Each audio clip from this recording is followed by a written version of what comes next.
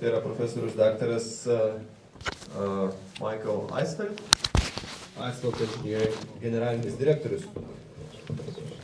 Okay, so hello everybody. Nice to have you here.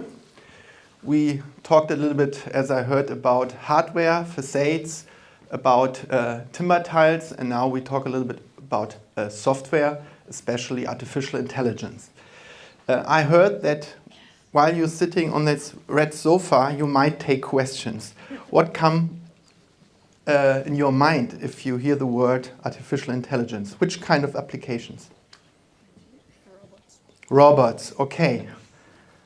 What else? Computers, okay, computers. Something else, robots, computers. Maybe somebody else has an idea? What? Pardon? Wasn't me. Oh, sorry. Once again? Smart homes. Smart homes, okay.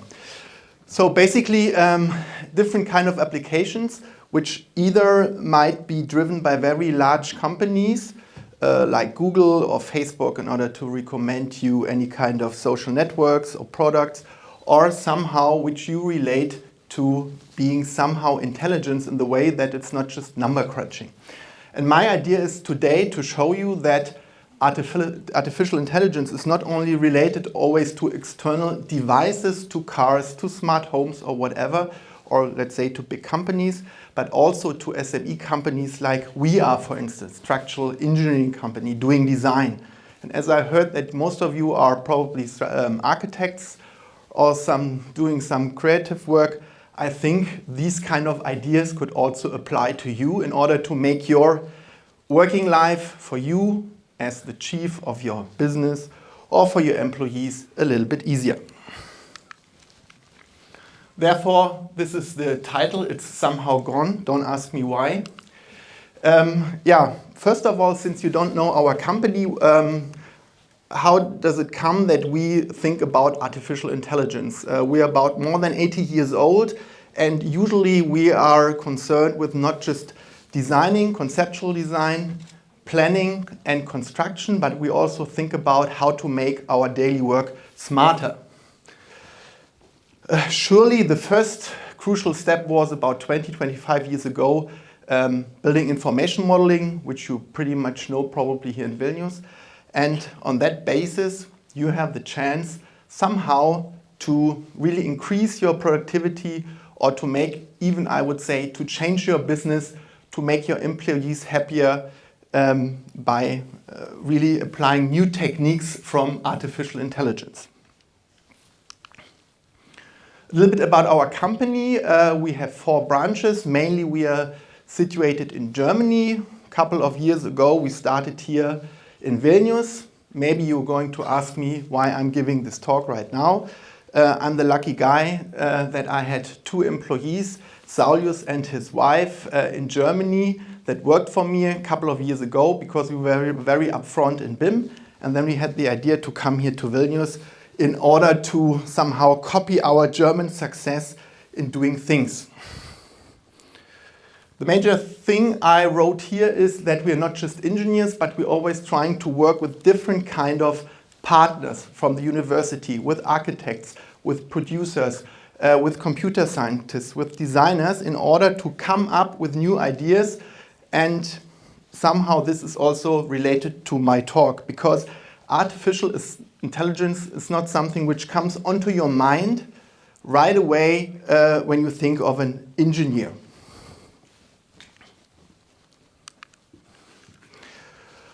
What kind of divisions we got? First one is the major one. It's structural engineering. Basically, you know, nothing special. Then we have structural checking. It's somehow related like to an expert engineer here in Vilnius. Here's a project from Germany where one of the largest roof systems was erected, prefabricated timber decking system, 140 times 200 meters in the layout. Or we do also precast planning, for instance here Siemens Campus Erlangen, which was a big open BIM project where the client, where the client had to bring all the information as an as-built model at the end of the project to Siemens, and therefore it was very sophisticated. This one was a hybrid timber concrete structure, completely prefabricated, and it turned out to be a quite success, at least in our office. Then general planning. General planning in the sense that we work together very closely, and I will show it to you via a brief movie with material producers, for instance, Xella. Xella is one of the biggest masonry producers in Europe, in order to speed up the process, not just the planning process, but also the erection time, to save cost, whatever.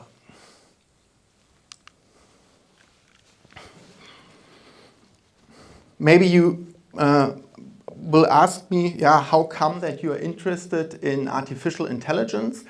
Somehow it was related to my youth, since we had lots of projects over the years, and somehow we tried to figure out what have all these projects in common, in the sense where we just don't apply ordinary number crunching analysis packages or design packages, but actually what makes up the creative, or let's say more heuristic kind of working style of engineers and architects.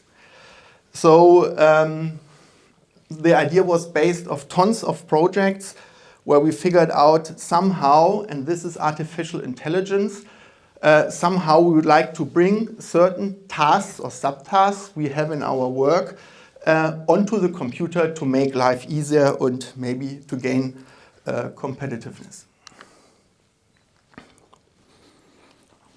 Artificial intelligence is, I would say, mostly just possible if you have structured data like a BIM model, but nowadays it's also, let's say, a little bit possible if you have unstructured data by methods of machine learning. And what you see here is how we started actually off to apply BIM and then came up to our ideas of artificial intelligence.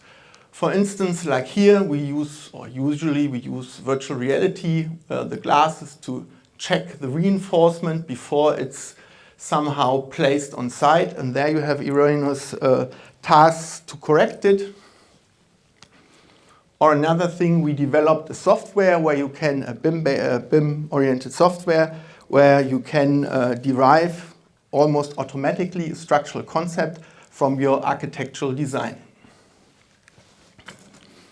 And in the end, we had a research project together with Xella, where we really tried to support the whole range, different kind of sequences from the planning to the construction until the demolition of the project to support by BIM. And one specific thing you see here is this kind of AR, augmented reality, which you can use in order, for instance, to check against the BIM model on site whether or not the structure was correctly erected or somebody on site made mistakes. So now you show you a short movie about it. Hätte man vieles nicht wiedererkannt. Guckt man allerdings auf die Baustelle, da hat sich relativ wenig verändert. Für uns darf das gerne ein bisschen schneller gehen.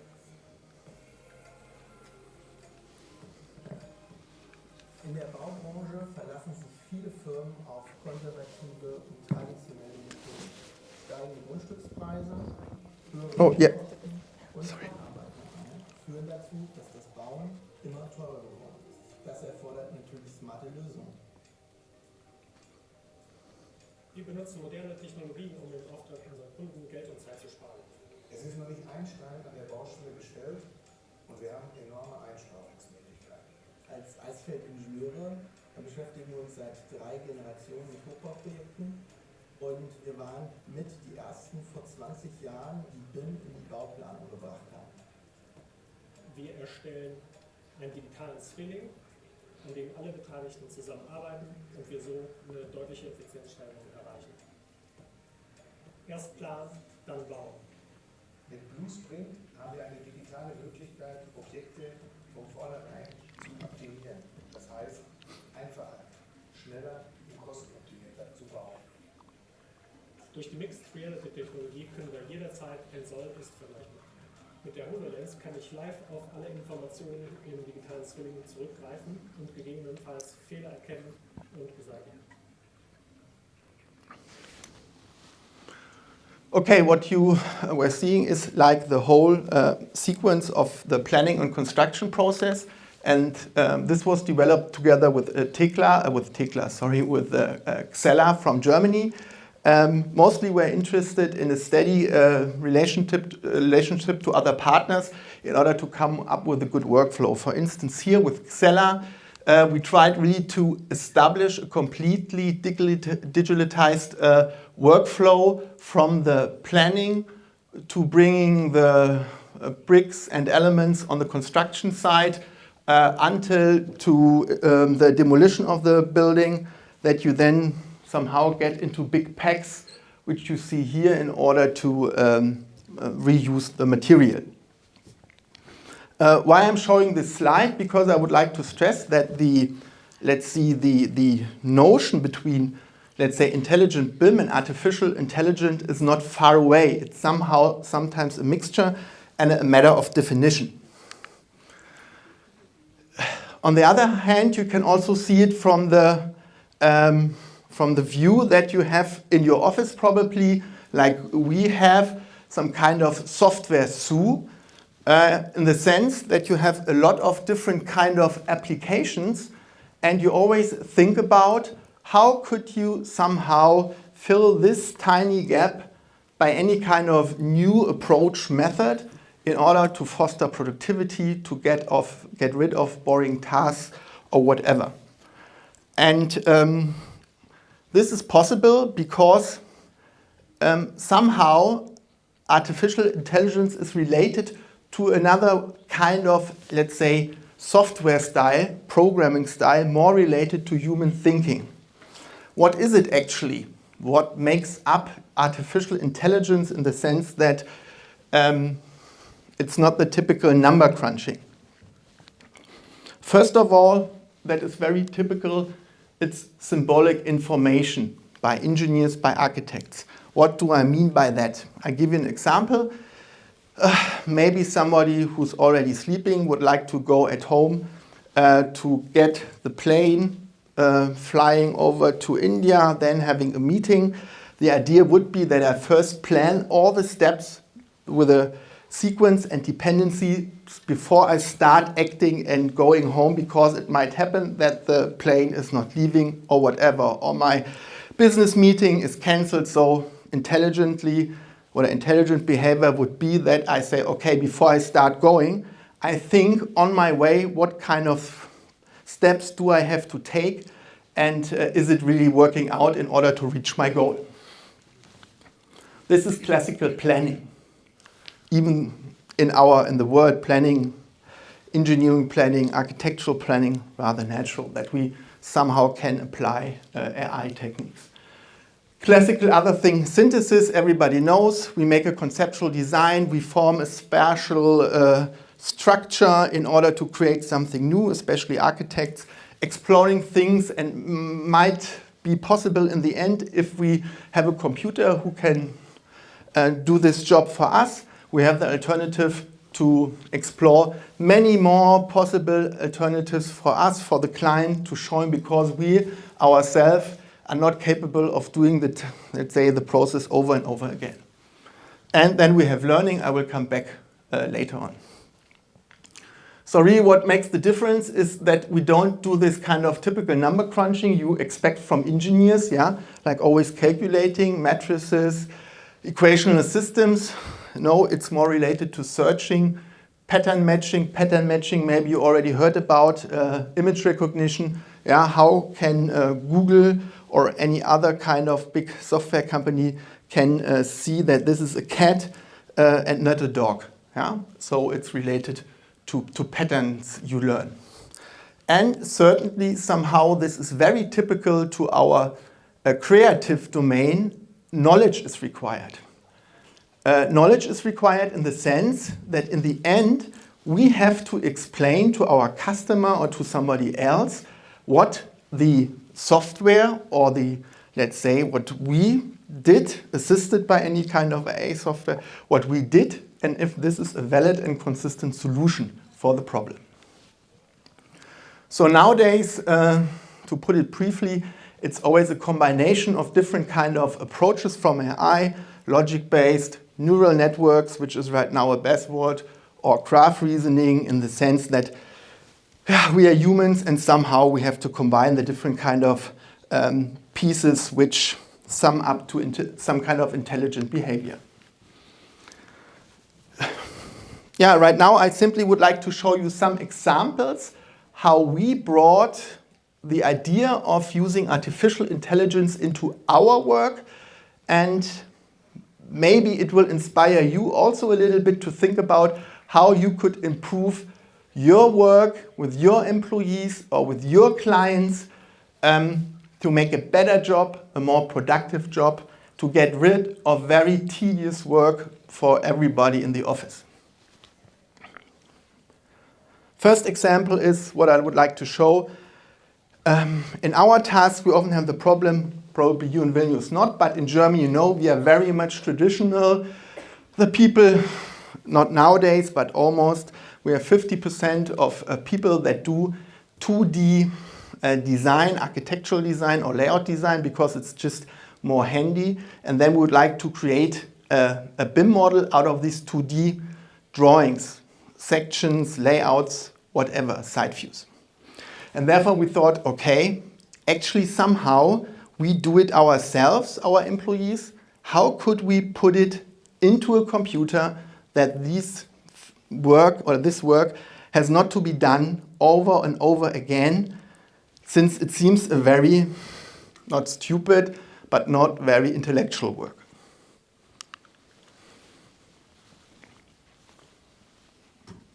Does it start or?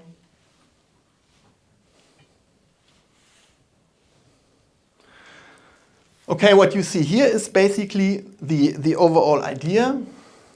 You have this kind of different kind of information. In every country is the same plans, sections, elevations.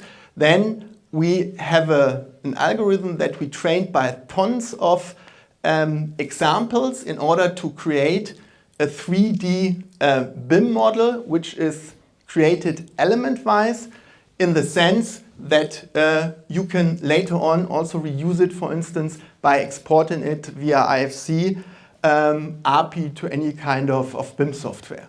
Yeah? And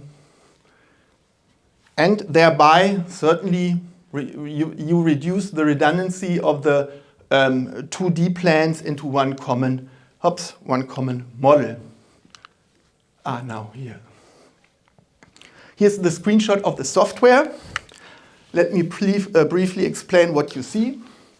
Here on the left side, you see the different kind of 2D information, floor plans, sections, elevations, and so on. Graphically shown here, partly also shown here, and here you see also a cross-section, for instance. And what the software is doing is that it creates, as I mentioned, element-wise, the BIM model, and in the end you have a complete model with the geometry plus the material and so on, which you then can output to an IFC file. If you just have a look here on this upper right wall, you can see the information we really can extract from these drawings. And as we are structural engineers, we are much focused on, let's say, on structural information like geometry, material, location, and what might be possible if some element is loaded by another or not. This would be one way of using artificial intelligence in our daily work. If you try to look behind the scenes, I don't want to go very deeply right now because it would somehow burst the presentation. I just would like to explain you that almost the ordinary ways you know from image recognition used you can apply also to, let's say, building element recognition, since the structure of the spatial information is ordered hierarchically. What you see, you come from points, sections, hatchings, and you partly build up the information through different kind of neural networks layers in order to come up with a higher information level, which you in the end would identify as bodies or cuboids. And this is the classical gist that you heard about, pooling method from artificial image detection. Another point is that somehow we have to bring our human being reasoning onto the computer, in the sense that we would like to tell the computer, okay, there might be geometries that are related to each other, but unless they touch in a way that they are very close to each other, they cannot make up a wall, for instance. Yeah, and this is shown here. It's called qualitative reasoning calculus. Means that you describe how, let's say, polygons can arranged in 2D to each other in order to identify, for instance, if you look here, like a wall, this wall and that wall can make up a composite wall or not. Yeah? So somehow you first have to compute on a very number crunching way the geometries, and then you go on a higher level, which you usually assume to, okay, there's a car in front of you, car crashes into me or whatever, in order to reason about it. So what I wanted to show is here, that you always have a combination of different kind of approaches, not just like you hear always the buzzwords, self-driving cars, machine learning. This is completely nonsense. Usually it's always made up by a combination. And even if you think about self-driving cars, we have in Germany the big question, okay, now a car killed a human being. Who was responsible and did the algorithm in order to decide to bump into the human being, to kill it? Was it thinking reasonable on a higher level in order to decide whether or not the car driver is to judge or the company who designed the algorithm? So therefore, we already see that we never can completely separate these different kind of layers. Now I would like to come to another example.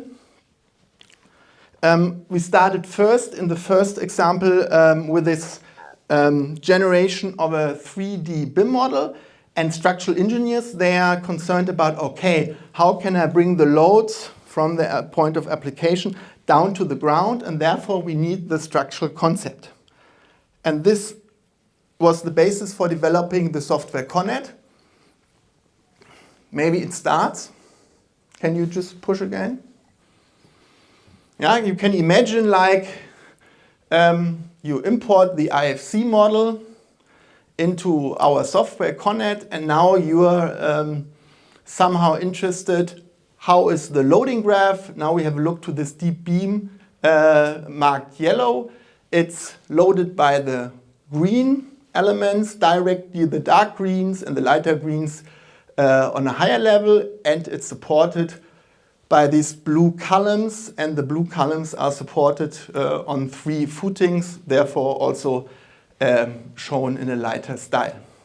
And what we do usually, engineers, even though we compute everything in 3D, somehow we would like to know which force affects some element and zooms up for instance for a column design here.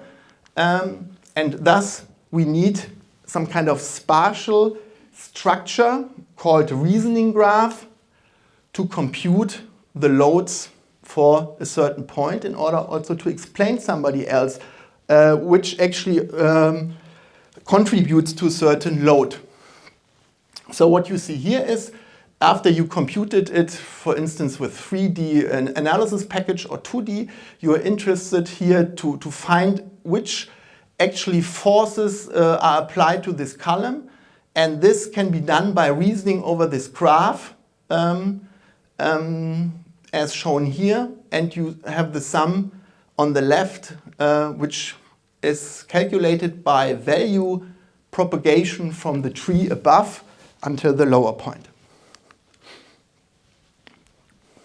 So it's, again, a two-step process. First step process is to create this directed graph. A graph is nothing else than nodes. Nodes are elements, as building elements, and arrows is the load interrelation between the elements.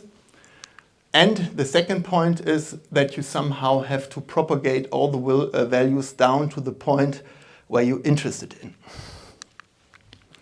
Now we have another topic we are concerned with.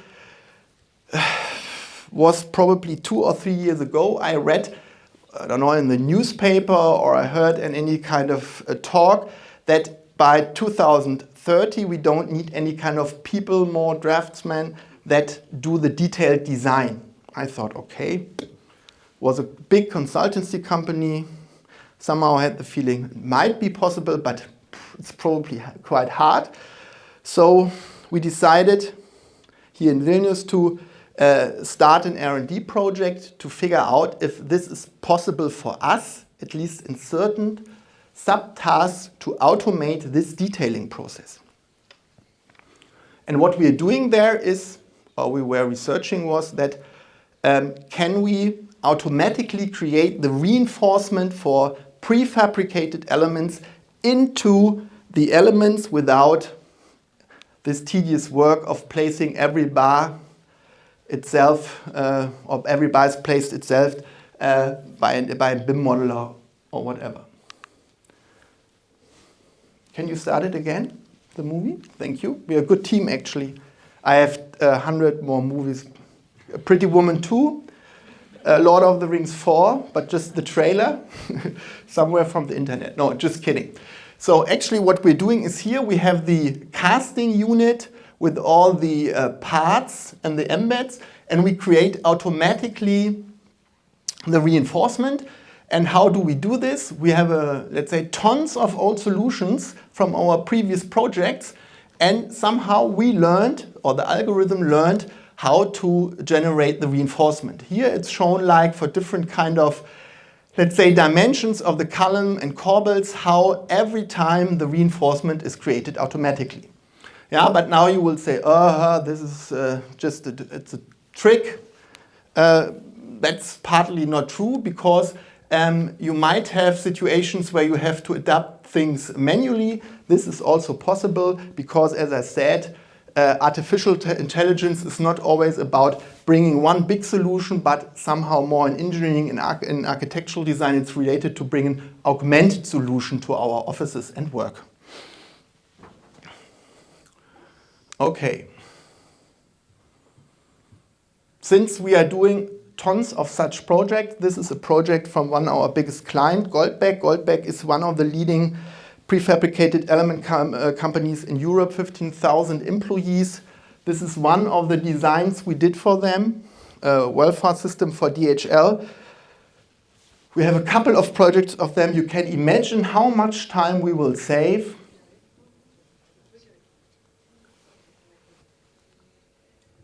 For the columns, for the walls in our projects. Yeah, and this is always the major issue. You always build a model, or you apply artificial intelligence or whatever technique in order to fulfill a certain purpose.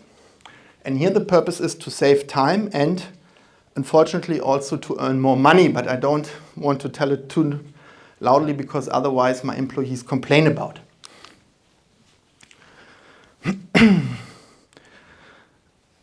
Surely you can say it's related to competitiveness, to being more productive, but it's also related to our daily work. I mean, just imagine how lucky your employees can be if you shift very tedious work to the computer.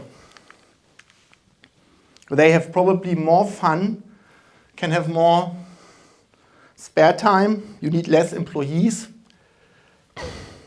Surely, which is also for us right now very problematic, finding good work stuff. So we have two possibilities. Either we automate processes, or we keep on trying to find good employees, which somehow reaches, even here in Lithuania, some kind of limit. And I think this is very striving, this argument. Why not using AI techniques in order to have more time to think about? Yeah?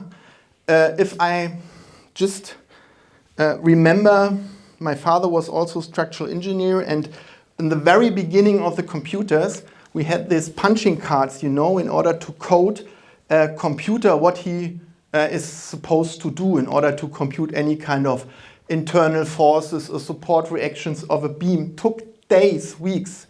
Nowadays, we have a computer and they can think about what actually was the result computed by the PC. And the same applies to these kind of knowledge-intensive tasks, in the sense that they should make our daily life not just better, but also that we use the chances, our creativity, to really foster innovative design and to be more upfront on the market and to have more fun. Thanks a lot for your attention. If you have questions, you're always welcome. Thank you.